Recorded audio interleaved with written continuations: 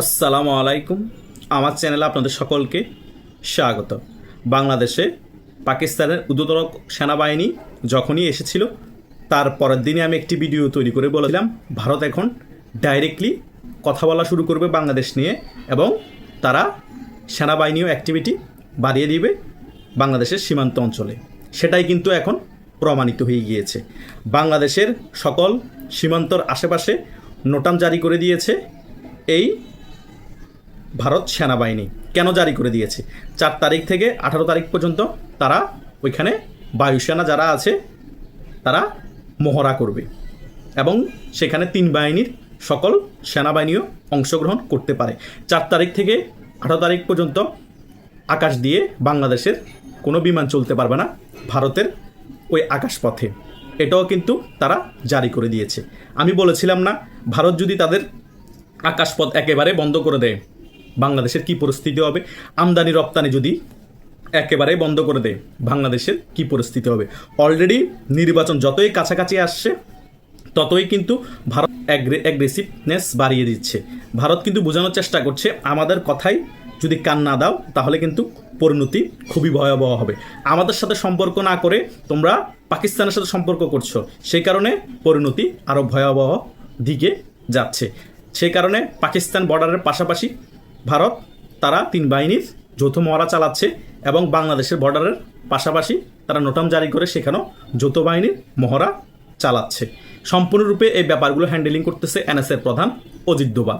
অজিত দোভাল তিনি যে অনেক আগে থেকে খেলা খেলছে বিতর্কতভাবে আমরা সকলেই সেটা অবগত আছি, কিন্তু সেই খেলাগুলো কিন্তু এখন তিনি রিভিল করছে, জনসম্মুখে নিয়ে আসছে। সামনে আরও বড় খেলা কিন্তু অপেক্ষা করছে। তিনি গতকালকে একটি বক্তব্যতে বলেছে বাংলাদেশের মধ্যে সরকার পতনের মেইন কারণ হচ্ছে তারা দুর্বল প্রশাসনিক ব্যবস্থার কারণে। শুধু বাংলাদেশ না, শ্রীলঙ্কা এবং নেপালের মধ্যেও দুর্বল প্রশাসনিক এর কারণে সে দেশের সরকার পতন হয়েছে। তার মানে তিনি বোঝানোর চেষ্টা করেছে শেখ হাসিনা সরকারেরও পতন হয়েছে দুর্বল প্রশাসনিকের কারণে। নেপালেরও সেম অবস্থা, শ্রীলঙ্কারও সেম অবস্থা। বর্তমানে তো আরও দুর্বল প্রশাসনিক অবস্থা ডক্টর ইউনূসের। তাহলে কি আগামীতে ডক্টর ইউনূস সরকারের পতন হবে? এটাও কিন্তু একটা রাজনৈতিক বক্তব্য ছিল অজিত দোভালের। এটা বুঝে নিতে হবে যারা রাজনীতি করে তারা।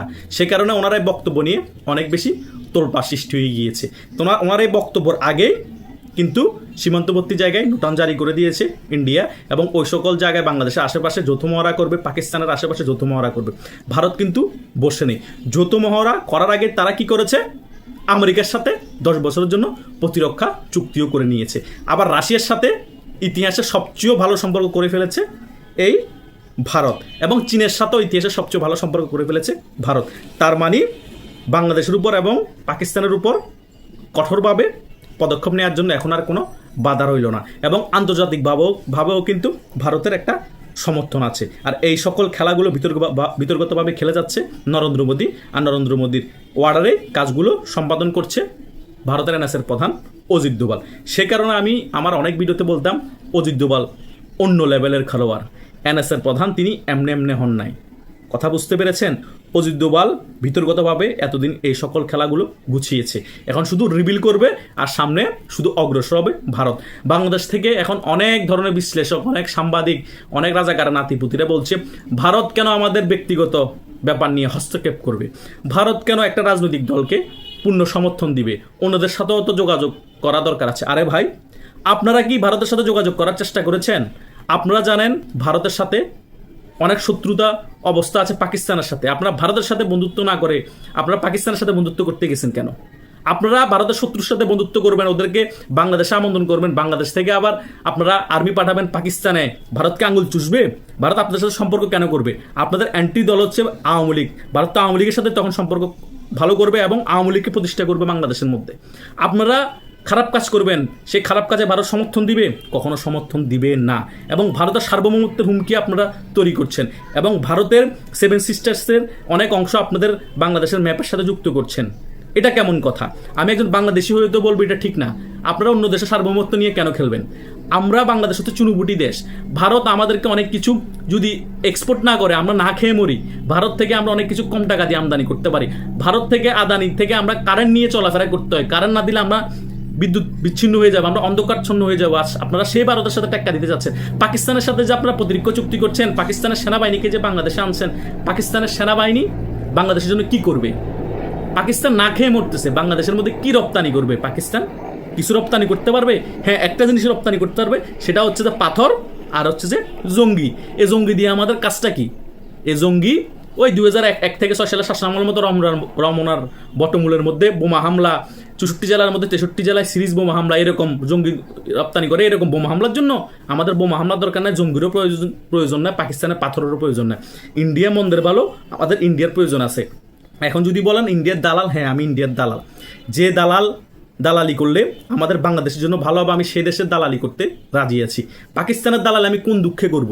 পাকিস্তান 1971 সালে জেনোসাইড চালিয়েছে আমাদের বাংলাদেশে এবং মা বোনের ইজ্জত নিয়েছে, মুসলিমদেরকে গণহত্যা চালিয়েছে, মুসলিম ভাই বোনদের ইজ্জত নিয়েছে এবং এখনও জঙ্গি প্রডিউস করতেছে বাংলাদেশের মধ্যে। বাংলাদেশে অস্থিতিশীল অবস্থা তৈরির পিছনে রয়েছে পাকিস্তান।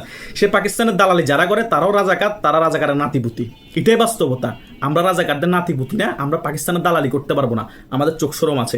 ভারত 1971 সালে সাহায্য করেছে, হয়তোবা অনেকে বলে ওর স্বার্থের জন্য সাহায্য করেছে।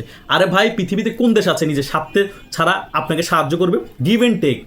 আপনি আপনার বন্ধুকে যদি উপকার না করেন, একদিন না খাবান, দুদিন না খাবান, আপনার বন্ধু আপনার নামে বদনাম শুরু করে দেয়, আপনার সাথে আড্ডা ফাড্ডা কমাই দেয়, কারণ আপনার কাছে টাকা না, আপনি খাওয়াইতে পারেন না। পৃথিবীর মধ্যে প্রত্যেক দেশগুলোই চিন্তা করে গিভ অ্যান্ড টেক। আপনি একদিন খাওয়াবেন, দুদিন খাওয়াবেন, সে একদিন খাওয়াবে। আপনি একদিনও খাওয়াবেন না, ওর থেকে খাওয়ার জন্য বসে থাকবেন, আপনাকে সহযোগিতা করবে। ভারতও সেম, তাদের স্বার্থ ছিল, বাংলাদেশকে সে কারণে সাহায্য করেছে এবং যুদ্ধ জয়লাভ করিয়ে দিয়েছে। এটা হচ্ছে বড় প্রাপ্তি, অন্তত যুদ্ধ তো জয়লাভ করছেন। স্বার্থ যেটা তাদের ছিল সেটা তারা তো আহামরে হাসিল করতে পারে না, হয়তোবা বাংলাদেশটাকে নিয়ন্ত্রণ করতে পেরেছে, বাংলাদেশ ওদের মতো করে চালাতে পেরেছে, কিন্তু বাংলাদেশের মধ্যে তো সার্বভৌমত্ব নিয়ে তারা হুমকি করে নাই এবং বাংলাদেশটাকে দখল তো করে নাই এবং বাংলাদেশকে তো তাদের অঙ্গরাজ্য বানানোর চেষ্টা করে নাই। বুঝেন না কেন? এটা মেইন কাহিনী হচ্ছে আমাদের মাইন্ডসেট। যারা রাজাকারের নাতিপুতিরা আছি তারা এখনো পাকিস্তানপন্থী, কারণ জামাত ইসলামের এখনো হেডকোয়ার্টার লাহোরে আছে।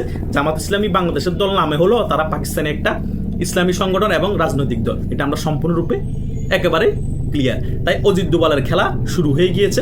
এই খেলা থেকে কেউ নিস্তার পাবেন না এবং অজিত দোভাল বাংলাদেশের মধ্যে কিছুদিনের মধ্যে কি ঘটায় সেটা দেখার জন্য অপেক্ষায় থাকুন। ডক্টর ইউনূস আন্তর্জাতিকভাবে চাপে পড়ে গিয়েছে, বাংলাদেশে রাজনৈতিকভাবে চাপে পড়ে গিয়েছে এবং ইন্ডিয়া সম্পূর্ণরূপে ডক্টর ইউনূসকে চাপে ফেলে দিয়েছে। ডক্টর ইউনূস এখনো পরিস্থিতি তৈরি হয়েছে ধরিমানা কেঁদে বাছি, না পারতেছে উপদেষ্টা মন্ডলী ছেড়ে পালিয়ে যেতে, না পারতেছে তার আগে নির্বাচন দিতে, না পারতেছে নির্বাচন না দিয়ে একেবারে আরো 5 বছর ক্ষমতায় থাকতে।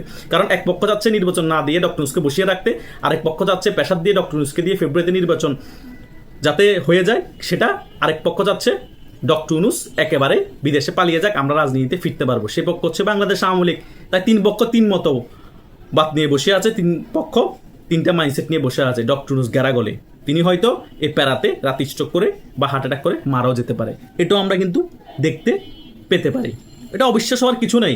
এটাও একটা চাণক্যনীতি রাজনীতির মধ্যে পড়ে যে প্রেশার এমনভাবে ক্রিয়েট করা হবে কেউ মারা লাগবে না, নিজে নিজে তিনি ভয়ে কম্পনে মারা যাবে। দেখা যাক আগামীতে কি হয়। ধন্যবাদ সকলকে।